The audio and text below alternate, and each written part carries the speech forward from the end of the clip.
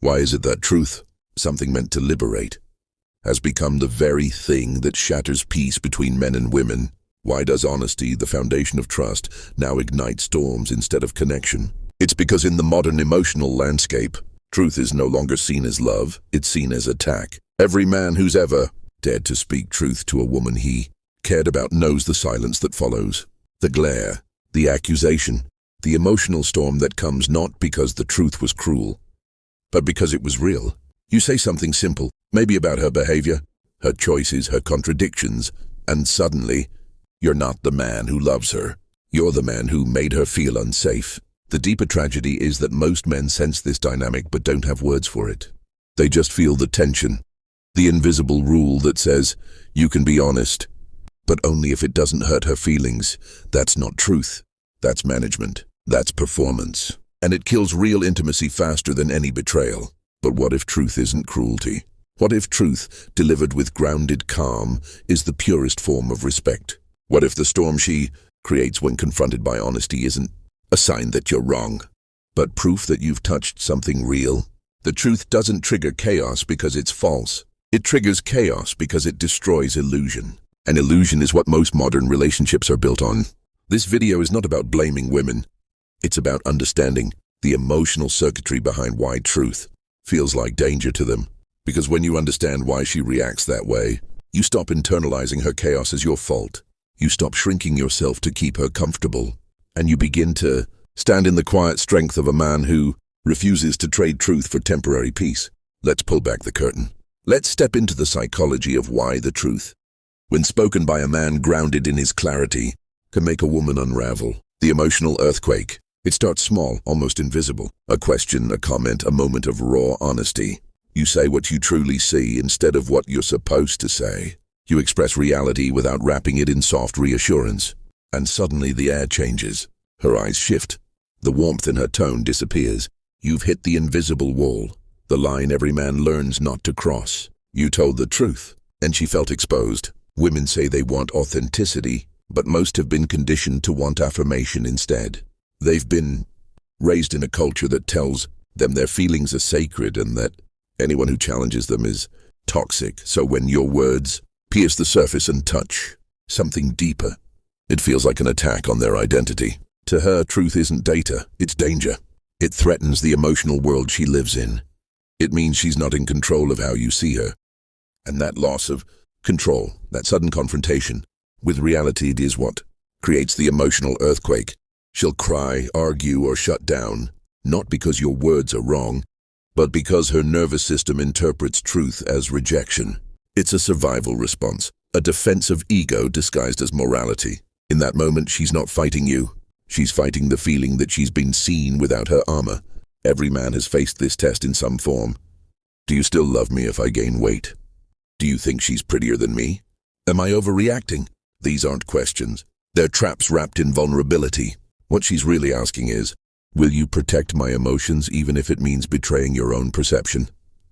And most men, out of love or fear, answer incorrectly. They lie, they soothe, they protect, because they've learned that honesty leads to chaos, and chaos leads to punishment. But here's the dark truth. Every time you lie to keep her calm, you're teaching her that reality can be bent as long as she cries hard enough. You're training her subconscious to associate manipulation with safety. And the next time you try to be honest, her mind already expects battle. Because that's how you both program the relationship to function. The hidden game of comfort.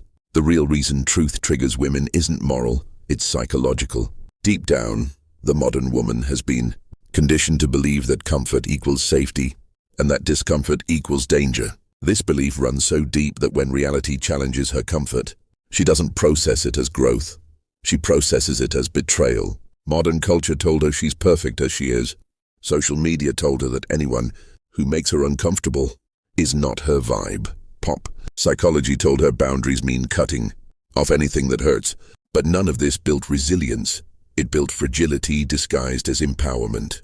So when you speak truth, when you reflect her contradictions, her inconsistencies, or her emotional games, you're not attacking her. You're unplugging her from the illusion of comfort she's addicted to. And just like any addiction, withdrawal hurts. That's why she lashes out, gaslights, or cries. It's not always conscious. It's a defense mechanism, the ego fighting for survival.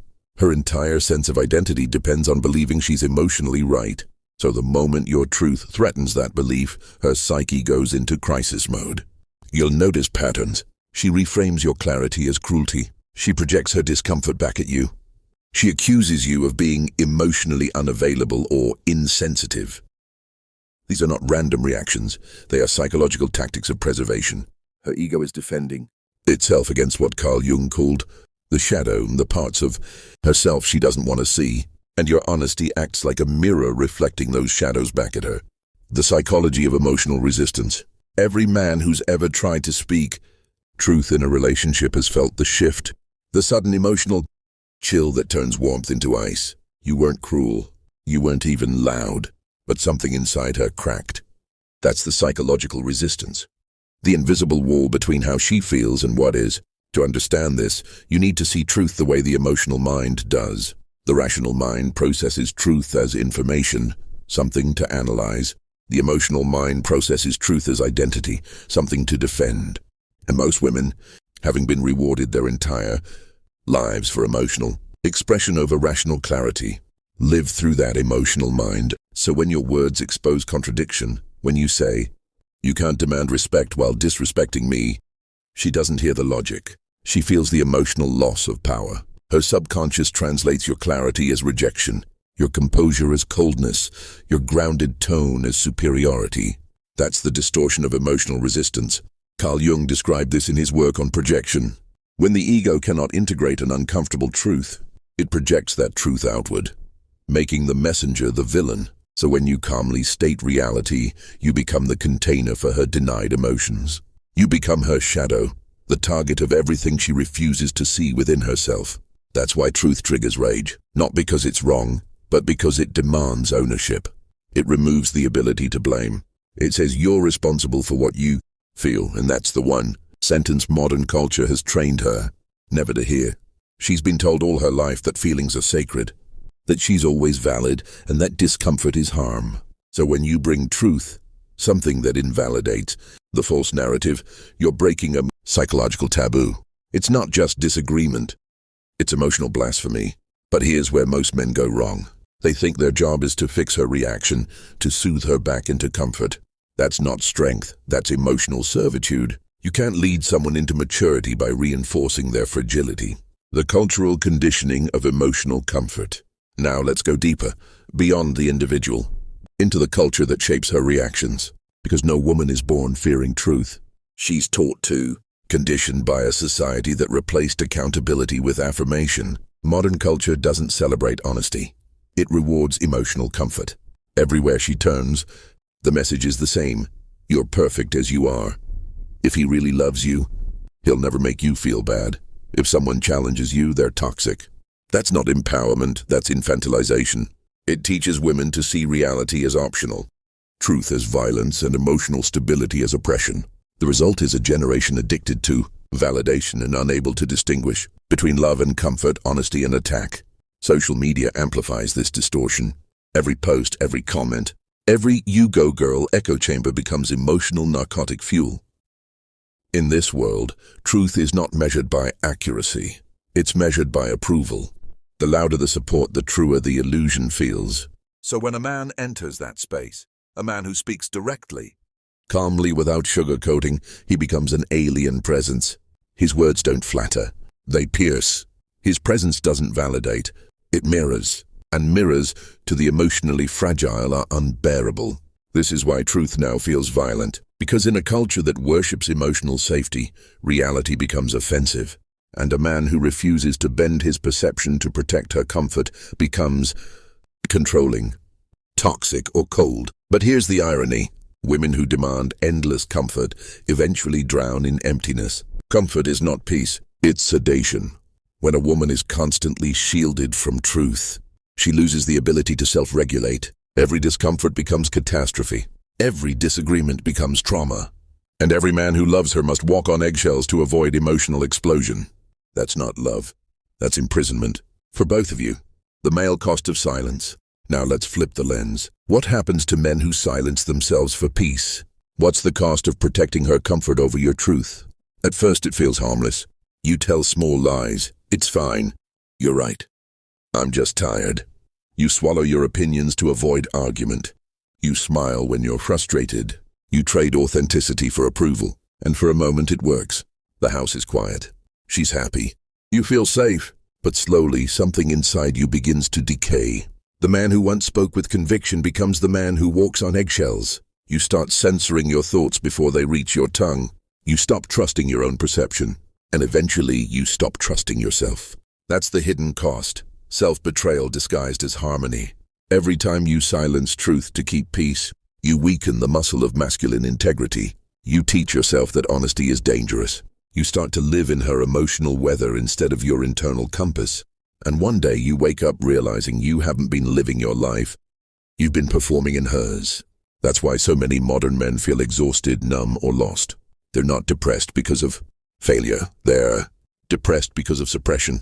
Their souls are starved of honesty. You can't fake authenticity forever. A man can play along for months, even years, but eventually his silence turns into resentment. He stops speaking not because he's peaceful, but because he's broken. And the relationship becomes two actors reciting lines from a dead script. This is how emotional death happens. Not with shouting, but with silence. The rebellion of truth. There always comes a breaking point. A man can only bite his tongue for so long before something ancient inside him begins to stir. The same energy that once built empires, crossed oceans, and faced chaos without blinking. It begins with a whisper. No more. No more apologizing for clarity. No more filtering reality through someone else's comfort. No more disguising honesty as aggression. That moment, the decision to stop performing, is the true rebellion. Because in a world that rewards compliance, telling the truth is a revolutionary act. At first you'll feel guilty. You'll wonder if you're being cruel. Years of emotional conditioning taught you that a calm no is violence and an honest boundary is betrayal. But as you begin to speak truth again, you realize guilt was never proof of wrongdoing. It was proof of programming. You were trained to equate honesty with harm. And the day you stop obeying that training, the entire dynamic shifts. She will feel it immediately. The man who once flinched now stands still. The man who once begged for peace now radiates it from within. You're no longer reacting to her emotions. You're reflecting her reality. And that terrifies her because she can't control reflection. This is where most relationships either collapse or transform. When you stop protecting illusion, you force both of you to meet the truth naked. No masks, no roles, no emotional theatrics, just reality. Some women will flee because without illusion, they lose identity. But the ones who stay, the few who crave growth more than comfort, will begin to rise to meet you. Rebellion isn't loud. It isn't violent. It's quiet certainty. It's the look in your eyes that says, I will not abandon myself again. You don't need to convince or argue. You simply hold your truth long enough for the storm to burn itself out. The wind always tires before the mountain moves. The awakening of masculine clarity. After the rebellion comes the stillness, the quiet aftermath where everything false falls away. It's not peace born of avoidance. It's peace earned through confrontation.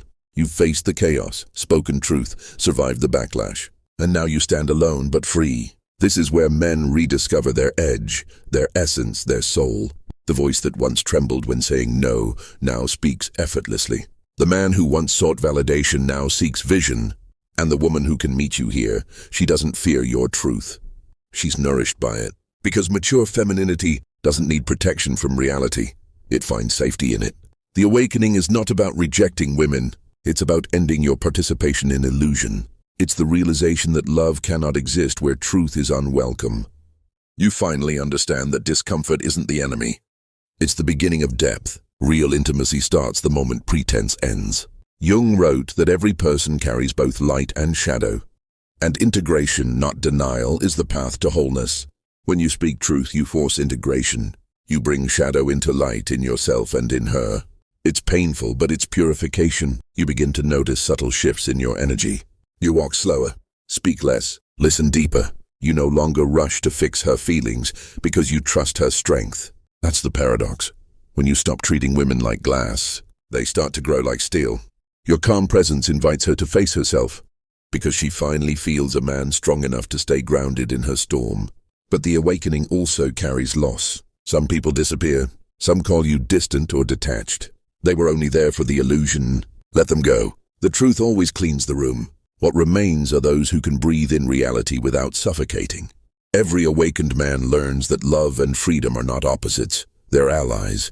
Love without freedom is possession. Freedom without love is isolation. Truth is what binds them, because only truth allows both people to exist fully without pretending. The call to truth. So, brother, here's what it all comes down to. You cannot love from fear. You cannot connect through illusion. You cannot build peace on the bones of suppressed honesty. The truth will always demand its due, and if you refuse to speak it, it will speak through your exhaustion, your resentment, your quiet sadness. Every man must decide what kind of peace he wants.